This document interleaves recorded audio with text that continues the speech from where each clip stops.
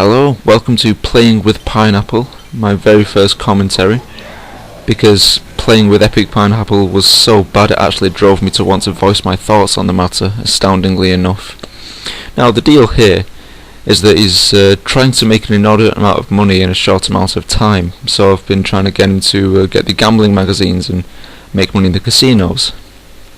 But naturally he can't find them on his own, so I have to tell them where they are.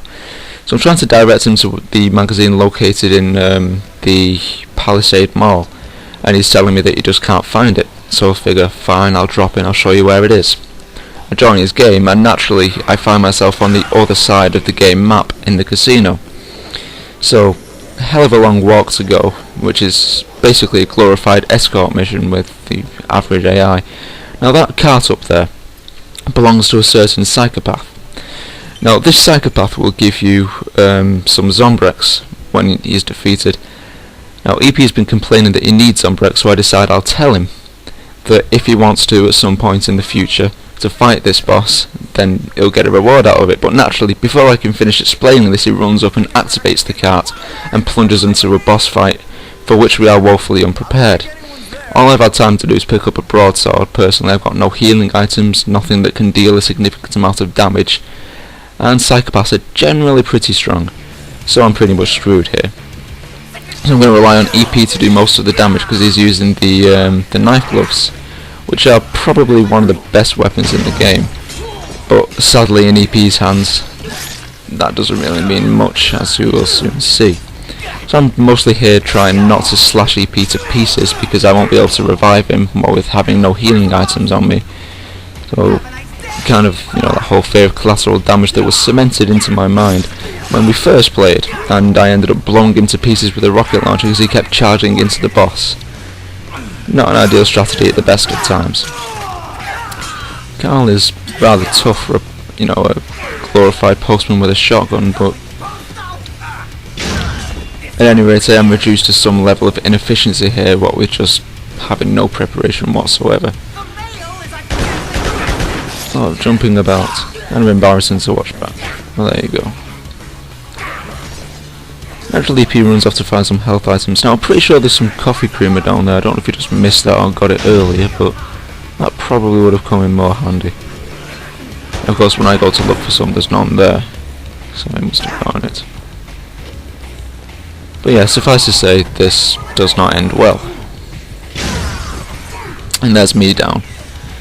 So of course it's down to EP to revive me, which is never a good tale. So, watching him, there's some sort of morbid fascination with this, especially when you see the little icon. Willing him not to get into any combat or indeed try and finish off the boss on his own with that sliver of health that I can't actually see on his health bar from this distance. This is always the most fun part of the game. I specifically recall telling him not to get into a fight, and of course as soon as I see his little avatar engage in some fisticuffs, he instantly goes down. So having sufficiently berated him throughout this and convinced him to indeed not incite the wrath of the postman this time around, and we'll just continue onwards when he eventually gets round to returning to the session, of course. Come on, here we go. See if I can top my grand kill count of 2.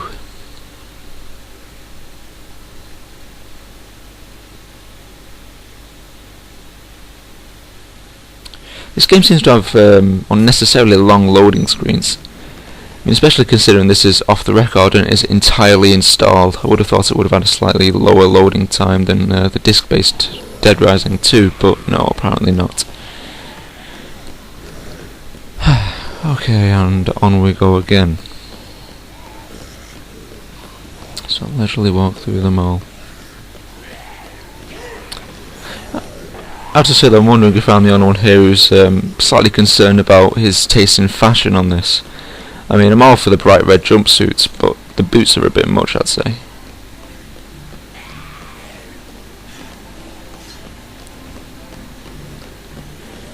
I decided this time just to make just a little bit of preparation, just in case EP does something else remarkably stupid. which in fairness I should have prepared for from the start, because well, it's EP. What can you do? And of course the looters spring up. I think the looters in this game seem to be somewhat worse than they were in Dead Rising 2.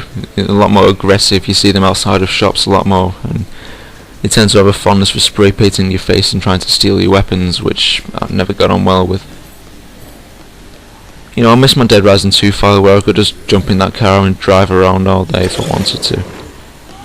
It's always hard building everything up from scratch.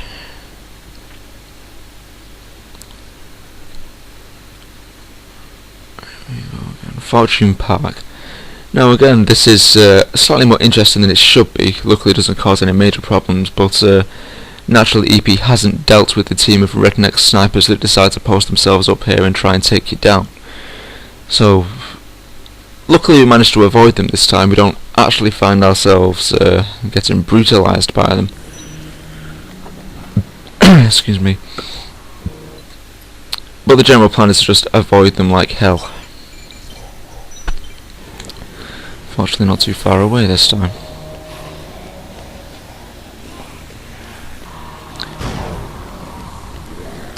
It's almost embarrassing how easy these things are to dodge, though. I wish I wonder how they got to such an epidemic state in the first place. No, even for the standard coffin shufflers, these are something special.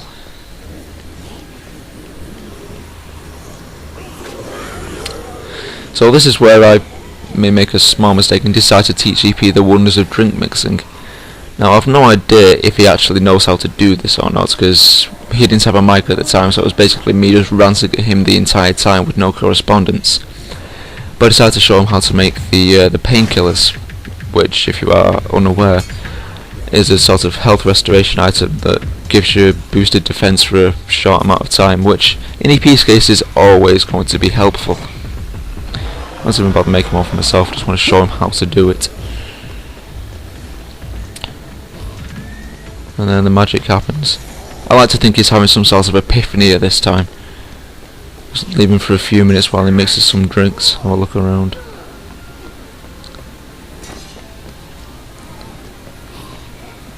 This used to be my old firing range. I used to enjoy lobbing grenades off there. Got a great view of all the explosions and such.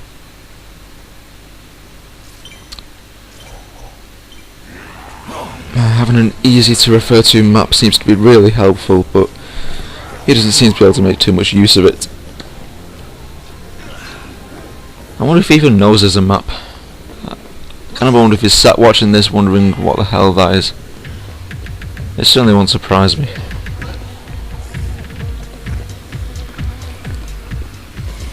So he's finally done mixing drinks, I think. Took him long enough. And off we go again, resuming our intrepid quest. When he eventually decides to move his fat ass. I'm not usually this aggressive, but EP brings out the worst in me.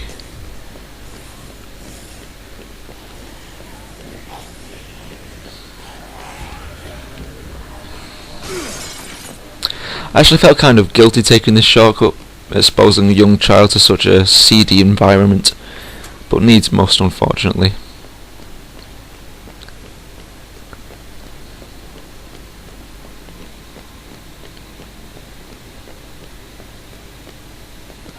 So it seemed like such a unnecessary place for a maintenance shed.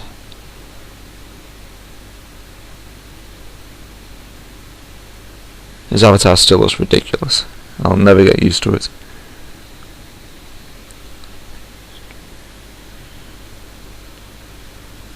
I apologise for the frequent pauses, by the way. I'm really not very good at commentating. This is my first one, and well, you know how it goes.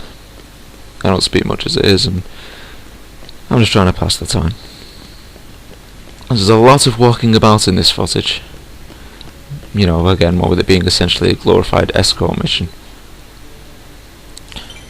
But at least you can, you know, give simple orders to the AI NPCs, like stand here.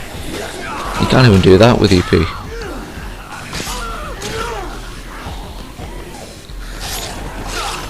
I got sucker punched there, you all saw it. Wasn't my fault. Honest. And again, I'm trying here not to carve EP's head in half, because he's just willingly running around me in circles while I'm swinging a broadsword around my head. Is it just me, or is there a flaw in that logic somewhere? And there we are. Paradise is in sight. Now again, with EP's money troubles, I decide here I should just break apart this this machine and let him take the money, but he doesn't seem to come onto this fact very quickly, despite me explaining it quite explicitly over the headset. Again, I find myself wondering if he actually knows he can break apart the ATMs for money. Finally clocks it and takes the money, and we're off again. Oh, unnecessary. It was just a smash, grab and run kind of thing, but I end up standing there watching for ages. It's just EP personified.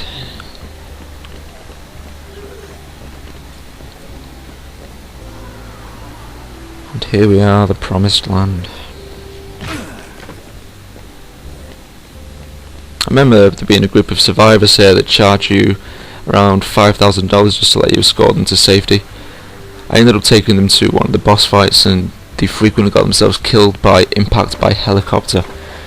That was an unpleasant while trying to keep them alive and beat the boss at the same time. And here he fails at just picking up the magazine and decides to take the umbrella instead.